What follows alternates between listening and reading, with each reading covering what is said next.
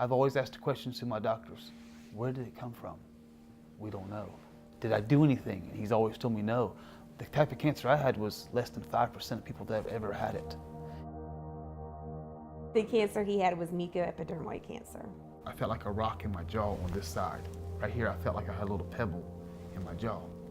It was in the fall of 2013 is when I got diagnosed. I actually had another doctor look at me and misdiagnosed me.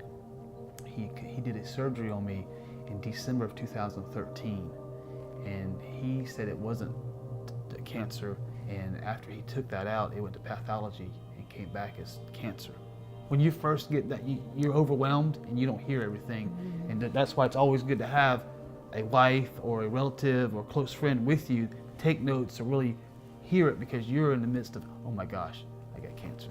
We placed a call to Dr. Day, and Dr. Day took over. I think we had some options. Being the age I was 39 at the time, we wanted all of it, give it all to me. Surgery, radiation, and chemo, they say when you do all three, your likelihood of coming out of it is a lot better than just doing one to the other. You know, I have a son, and I knew in the future we wanted to adopt, so hey, I kind of need to be around. And so I wanted to do whatever we had to do to get rid of it. And on the 22nd of January of 2014, I had a second surgery. It was about 16 hours.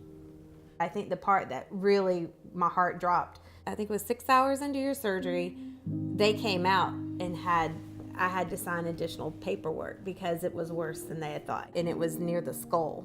I believe they took the saliva gland out, they took lymph nodes out. Actually, my ear came off and put the ear back on, and that way they went inside the canal just to get all the cancer out of the canal there, because it went inside the base of the ears where it went to, and then went to the base of the skull. So I have no feeling from this side of my face to here. There's no feeling. I have a weight on the lid of my eye to make it blink. When I came home, after I left the hospital and everything, there was a lot of dark nights, but I was in good hands. I was in good hands. We had a lot of family support. I don't think we as a family could have done as good as we've done without the family support that we've had. I think as a caregiver, take help was one of the big things I learned. I did need that help, because at that time my goal was that I provided him support he needed, went to his appointments with him, made sure he had the diet and food that he needed, and then he could come home and rest. And that was basically his job, was to heal. And so, having family and having people helping with that was very key. Giving him time to heal and time to just sit there with him sometimes. I mean, there was a lot of days we just kind of sat in silence. I think that's the way he processed it, and you just be there together with each other.